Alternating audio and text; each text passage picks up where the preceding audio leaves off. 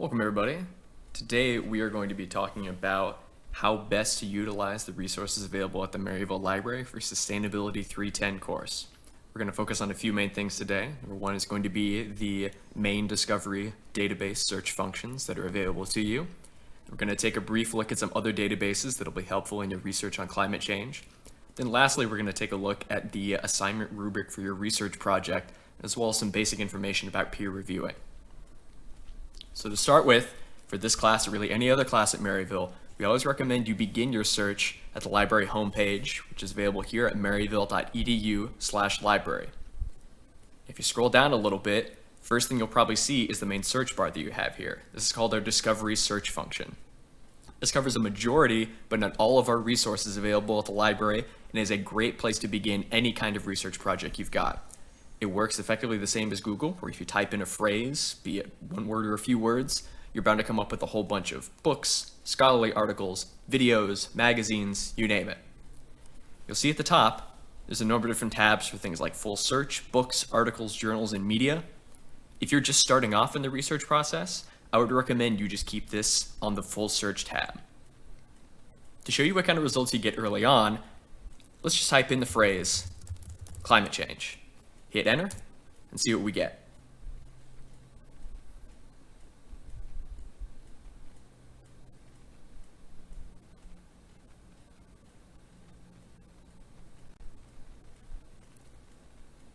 Now if you see here, just this phrase climate change resulted in about 8 million different results.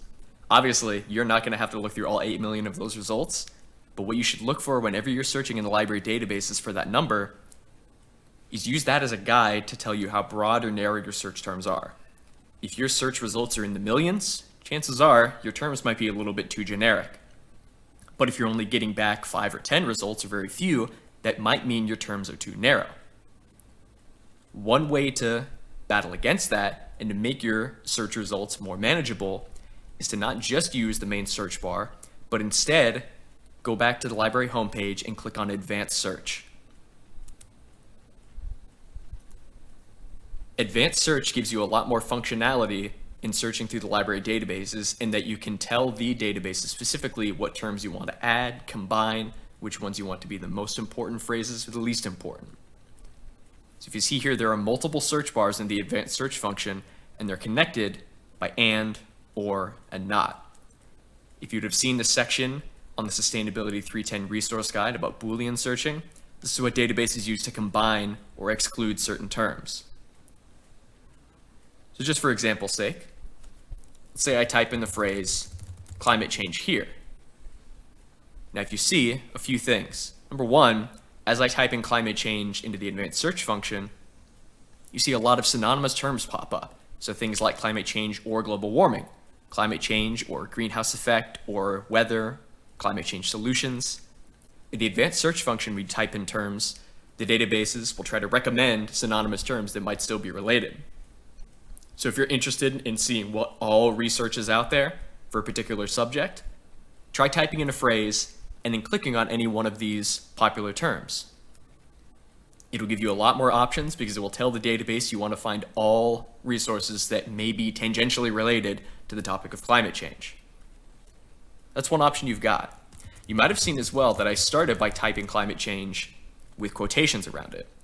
This tells the database I want to look for climate change as a specific individual phrase, not climate or change, but the phrase climate change.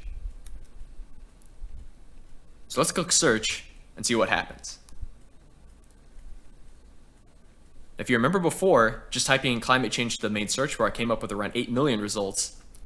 Putting climate change in quotations cut that number in half. So the more specific you can be with your search terms by using things like quotations, the smaller number of resources you'll have to look through, and the greater chance that they'll be relevant to what you're actually looking for. But again, this assignment isn't just about climate change. This assignment is about what specific ideas related to climate change that you want to study. You want to be a lot more focused than just climate change. So for example, let's go in and say we want to focus on the legislative side of climate change, things like climate change policy. So I'll type in policy, click search,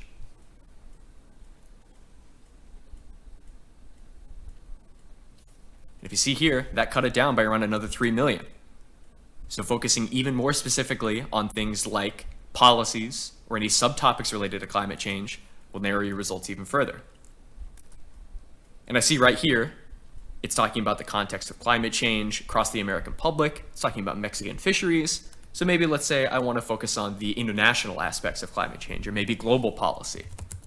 So let's try global policy. And again, just like above, I'll put global policy in quotations to make sure that the database knows I'm talking about global policy, not global or policy.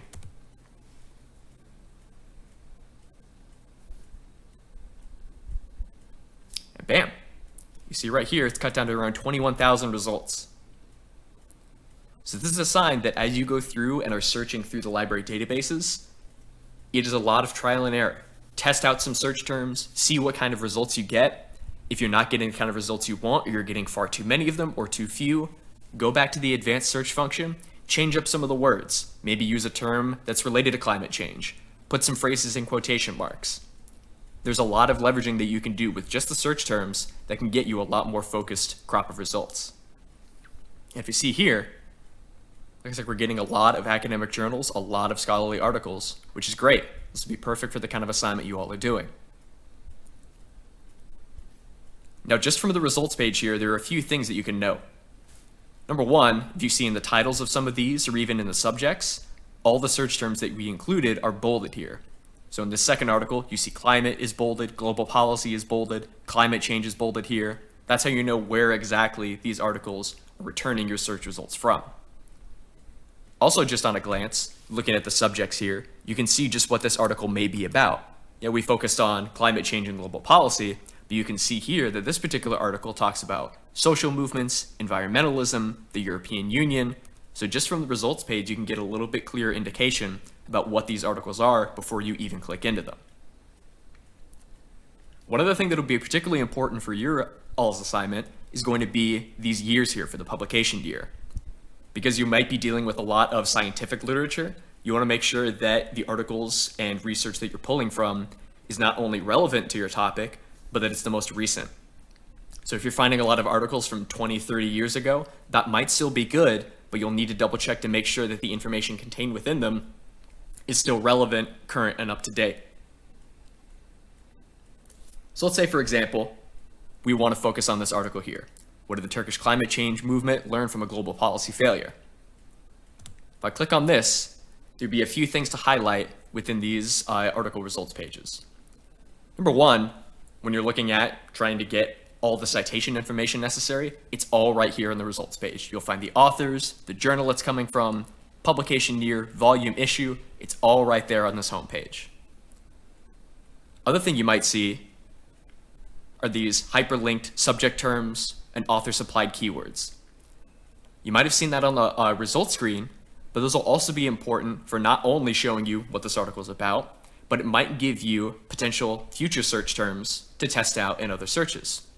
So say instead of searching for climate change in quotations, you focus on environmental policy. If this is an article you like and it focuses on topics you're interested in, use some of the subject terms that are here as keywords in future searches. Other thing to note is going to be the abstract. Yeah, those subject headings from the results page gives you a little bit of an indication about what the article is about, but always make sure before you click into it, check the abstract. See at a quick glance what the article focuses on and what topics are being discussed. If it's still relevant and you think, yep, that's still great, perfect. This article in particular here also gives you the option to download it right away. If you see ever on the left-hand side for an article page, anything from PDF full text, HTML full text, view full text, that means you can download and keep a copy of this article for free in perpetuity. All you have to do is click on PDF full text, make sure you're signed in, and then you can download a copy of this article right to your computer, and you can keep it for as long as you're doing your research. Click on open. Sometimes it'll present a preview of that article right here in the screen, but you can download that right away. More often than not, that's the system I found students have used to the greatest degree of success. You just download your articles right to your computer and you can keep them right there. But that is not the only way that you can save articles. If you happen to be working in a group of students, or if you just want to keep a collection of articles in a particular spot that you've already got, you also have the option to email links to articles to you. So you can set up where you want it to email to, what the subject line is, add particular comments, what version of the article you want, and so on and so forth. If you have a Google Drive that you're collecting articles in, you can do the same here. Click on Google Drive, make sure you're signed in with your Google account, and you can just download them right there. If you want to save access to this web page itself, say you've got a Microsoft Word document that's got a bunch of links to articles that you want, if you try to copy and paste this URL, you will not be able to use that. That's time dependent, and that's attached to your logging into the Maryville Library proxy. So if you ever want to save a URL web page to this exact page, you want to come down to the permalink button right here, click on that, and save this link instead. Last thing to note from these article results pages is this citation button. Now, citations are incredibly important for your research project, and you want to make sure that they're going to be accurate. Clicking on the Cite button for any article results page you'll see that the system automatically generates citations in a number of different styles from MLA, APA, and Chicago. The one thing to note is that because these are auto-generated, sometimes they're not fully accurate. So if you ever use the Cite button on these article results pages, make sure you double check to make sure information in them is proper in terms of capitalization, italicization, and that all the relevant information is included in there. Let's go back to the results page for a second. So when you're searching for articles in any one of our databases, yeah, 21,000 results compared to 8 million or 4 million is a lot better. But let's say you want to narrow the results even more to get rid of any sort of extraneous articles. There's a few things you can do that'll all include the limiters on the left-hand side of the results screen here. First one of them is going to be the full text button. You might see or come across articles that you want that have this request through interlibrary loan button. If you've never used interlibrary loan, it's a very effective and powerful service that with around a 3 to 5 business day lag time, you can get access to any article that we have for free. It does mean you have to wait a little bit, but you can always get access to them. However, let's say you waited a little bit and you've got some parts of this assignment that are due the next day and you want to limit all of the results to articles that you can get right away. If you click on this full text button, it will eliminate all of those interlibrary loan results, and you will only be presented with articles that you can access right here in the web browser. So if you see it cut around 5,000 articles that you might have had to wait for. But if you're doing your research early, I would say keep the full text button off. Some of those interlibrary loan articles are going to be incredibly valuable and incredibly useful for your research. What's more, we haven't exactly seen it here, but sometimes in your results, you might get access to ebooks, you might get access to videos. If you want to limit your results to just scholarly articles and academic sources, clicking on this peer-reviewed button here will do just that. It will eliminate everything from the results page that's not from a peer-reviewed scholarly academic source. You can also do that by looking down to the source type section right here. If you see, it limits a lot of other kinds of articles that you can find. So if you want to focus specifically on academic journals, or if you want to focus on other kinds of resources, you can go down to the source type section and do just that. Last powerful one you'll be able to use is a sliding year bar here. You can limit the results page to focus on a specific time frame or make sure that you're getting the most recent and up-to-date articles. So say if you wanted to only get articles from the last 10 or so years, you can just either click on the number here, change it to 2011, or you can slide this sliding bar to the year range that you want, and it will eliminate all articles except those from the particular year range that you want. So that covers a lot of the most important elements of searching, advanced searching, and then limiting results within the main library database that's here. One thing to note is that from the Sustainability 310 resource guide that you may have come across, we do have access to other kinds of databases at the library. I'm going to show you two of these here just to give you a little bit of contrast as to what they look like. The first one here is going to be Greenfile. You can see this covers all aspects of human impact on the environment, which, given your assignment, is going to be pretty powerful. If you click on that, you'll be presented with this screen here. You might note that this looks very similar to the discovery page.